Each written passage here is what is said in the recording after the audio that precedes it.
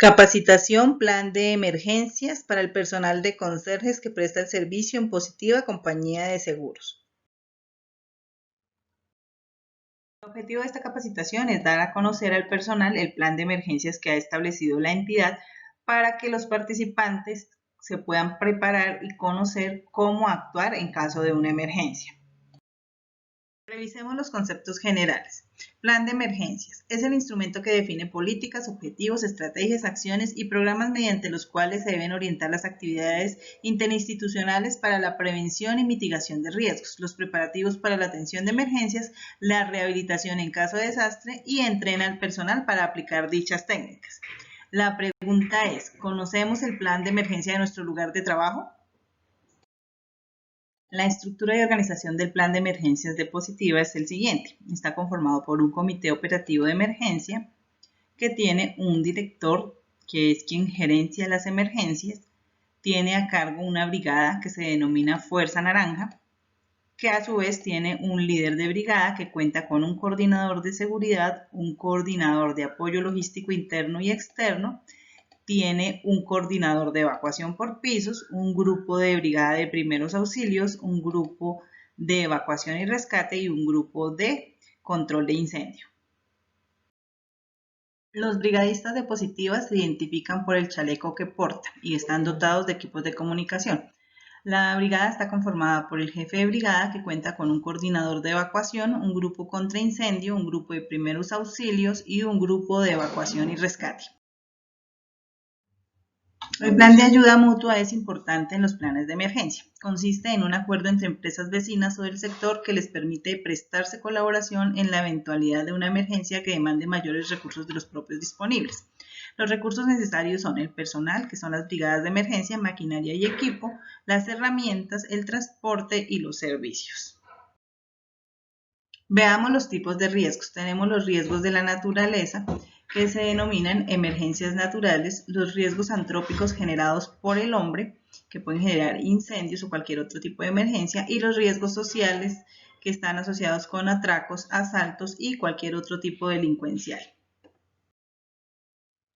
En Positiva se han identificado los siguientes riesgos que pueden generar emergencias tales como sismos, tormentas eléctricas, vendavales, lluvias torrenciales, inundaciones, maremotos o riesgos biológicos como la actual emergencia por la pandemia del COVID-19.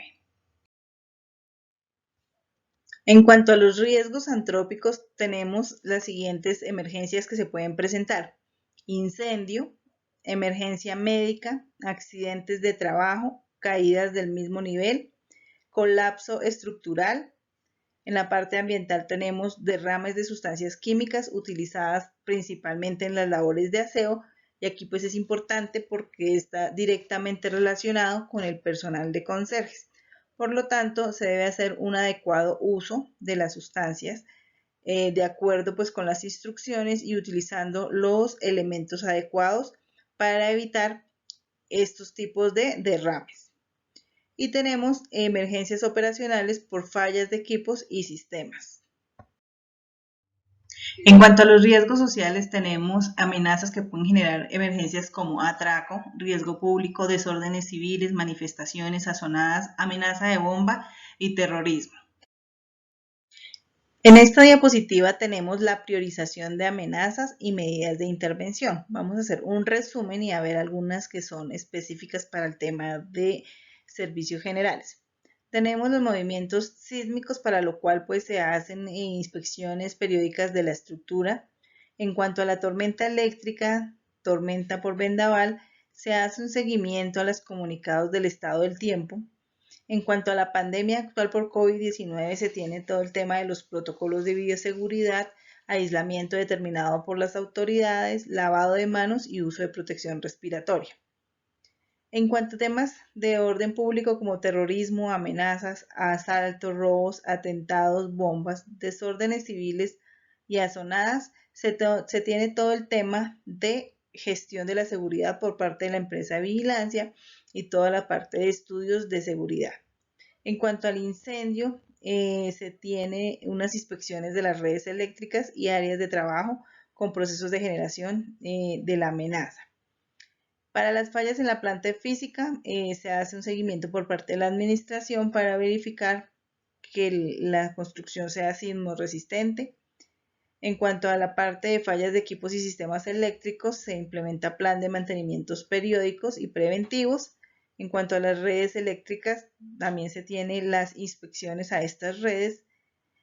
Tenemos una amenaza de atrapamiento en ascensores que se mitiga mediante la solicitud de mantenimientos preventivos. En cuanto al derrame de sustancias químicas utilizadas en las labores de aseo, que está directamente relacionado con conserjes, la medida de intervención que se ha definido es la capacitación al personal de servicios generales en caso de derrame, cómo eliminar los residuos, implementar el kit de derrames compuesto por paños absorbentes, bolsas y entre otros elementos. El tema en este tipo de amenaza es hacer uso adecuado de los elementos de aseo para evitar los derrames de estas sustancias, y en caso de que se presenten, hacer uso del kit que se tenga de manejo de derrames, ubicando alrededor de donde se haya generado el derrame los paños absorbentes y estos ubicarlos entre las bolsas que han sido determinadas para este manejo.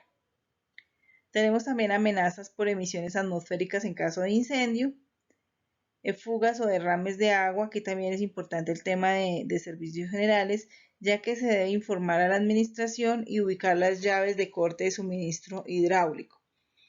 Inundaciones por taponamiento de tubería. Igualmente se hacen unas inspecciones y cualquier anomalía se informa a la administración para hacerlas mantenimiento y en caso de ser necesario suspender el suministro de agua. Para el reporte de las emergencias se cuenta con el listado de los números que fundamentalmente tienen el número de emergencias, el 123 y demás números. Este listado se encuentra en las recepciones para que la recepcionista o el personal de seguridad pueda hacer el reporte de la emergencia. Aquí presentamos factores de riesgos que aceleran la presentación de una emergencia o que no permiten un adecuado desempeño durante la generación de esta emergencia. Tenemos material altamente inflamable que esté almacenado, ausencia de señalización, ausencia de salidas de emergencia o con candados, puertas que no abren hacia afuera, extintores vencidos, salidas de emergencia obstruidas, ausencia de extractores, cableado suelto o sin canaletas. Medidas de prevención para actuar correctamente en caso de una emergencia. Es importante inspeccionar con frecuencia que pasillos de acceso, salidas normales y de emergencia se encuentren libres de obstáculos. El personal de servicios generales es importante en este tema para mantener el orden y aseo y mantener las áreas de evacuación libres y despejadas. También es muy importante identificar cuáles son las rutas de evacuación y el punto de encuentro. Así, en el momento de un evento de emergencia, podemos utilizar estas rutas de forma adecuada y agilizar la salida del lugar. Verificar que elementos como estantes, muebles, lámparas y demás estén asegurados. En caso de cualquier novedad, es importante informar. Participar efectivamente y con responsabilidad en las prácticas de evacuación, lo cual contribuye en un caso de emergencia real a realizar una evacuación organizada y evitar traumatismos mayores. Tengamos en cuenta estas recomendaciones en caso de sismo. Mantener la calma y tranquilizar a otras personas que se encuentren en el lugar. Alejarse de ventanas y escaleras, de los objetos eléctricos, de los objetos colgantes y objetos que puedan caer. Si es posible, bajar tacos de energía y cerrar registros de gas. No usar el ascensor o escaleras. Se debe esperar que termine el movimiento telúrico. Si no pudiera salir, ubíquese al lado de un mueble resistente, en especial si existe riesgo de caída de objetos, ya que al caer los elementos forman un ángulo que le genera el triángulo de la vida, que en muchas ocasiones le puede salvar la vida a las personas. En caso de incendio debemos seguir las siguientes recomendaciones: guardar la calma, evaluar la situación, magnitud del incendio, sitio donde está y si puede propagarse. Dar la voz de alarma a los bomberos, brigada de emergencia, organismos de apoyo. Tratar de controlar la situación retirando a las personas del lugar y usando de forma adecuada el extintor. Si el incendio tiene a propagarse, se debe evacuar el área. Utilizar las escaleras, nunca el ascensor, nunca quedarse encerrado, si está totalmente oscuro, apoyarse y seguir por toda la pared. En el plan de emergencias depositivas se tienen contemplados los procedimientos operativos normalizados. Veamos el procedimiento en caso de inundación. Inicia la emergencia, se comunica al director del comité operativo de emergencia, lo hace cualquier persona que identifique la emergencia. Se evalúa la emergencia, lo hace el director del comité y determina si hay necesidad de evacuar los vehículos. Si sí, da la orden a los funcionarios para que retiren los vehículos. Si no, se comunica con el cuerpo oficial de bomberos y en coordinación con el director definen el plan a seguir. Y de esta manera se da fin a la emergencia. El procedimiento operativo en caso de atraco o robo es el siguiente. Inicia la emergencia. Si los ladrones están armados, se siguen las indicaciones sin poner resistencia. Una vez se retiran, informan al presidente del comité operativo y no se mueve nada. El director del comité llama a la Policía Nacional al 123, se coloca la respectiva denuncia del hurto. Los brigadistas controlan al personal que entró en pánico. Se determina si se pueden reiniciar las labores. Si no, se aplica el plan de continuidad del negocio. Si sí, el presidente del comité informa el regreso a la normalidad. Se hacen las investigaciones y se toman las acciones para retroalimentar a los interesados y así se da fin al manejo de la emergencia. Procedimiento operativo normalizado, derrame de sustancia química. Tenemos el inicio de la emergencia, se hace la identificación del área afectada. En este caso se hace la revisión de la hoja de seguridad del químico que ha sido derramado para poder aproximarse y asegurar el área. Hacer uso de los elementos de protección personal antes de llegar al área, para luego realizar la contención del producto y realizar la limpieza con los insumos adecuados. Una vez se ha utilizado el material para la contención, se hace la disposición en las bolsas de riesgo biológico, se informa al líder ambiental o al director del comité operativo de emergencia, se realiza la investigación y se toman las acciones correspondientes para evitar que esta situación se vuelva a presentar en futuras ocasiones. Y así de esta manera se da fin al manejo de la emergencia por derrame de sustancia química. Aquí tenemos una imagen de cómo se hace la contención del derrame de la sustancia química. Se hace todo el acordonamiento del área con el material que tenemos disponible y dentro de ese acordonamiento se utilizan los paños o el material absorbente que tengamos dentro del kit de derrames. Este material absorbente luego se recoge y es ubicado en las bolsas de riesgo biológico y ya son dispuestas de la manera correcta como se indique en la entidad. Veamos las fases de la evacuación. La primera fase es la detección del peligro. Tiempo transcurrido desde que se origina el peligro hasta que es reconocido por alguna persona. La segunda fase es la alarma. Tiempo transcurrido desde que se conoce el peligro hasta el momento en que se toma la decisión de evacuar y se comunica a las personas que lo deben hacer. Esta decisión la toma el director de emergencias.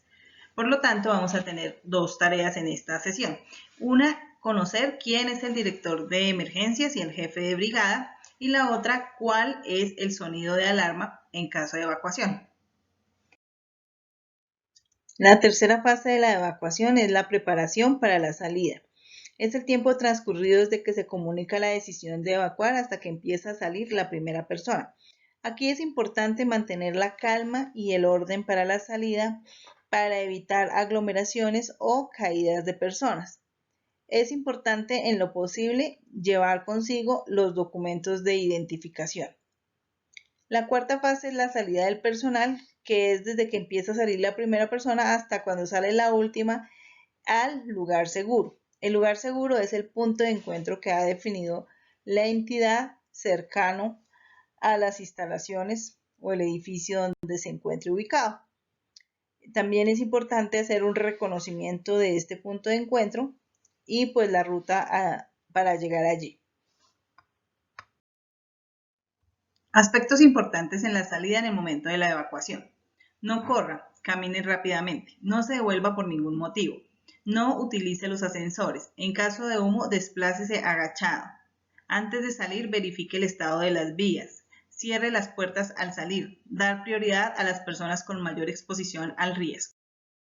Gracias por su participación. Recuerde poner en práctica los conocimientos adquiridos.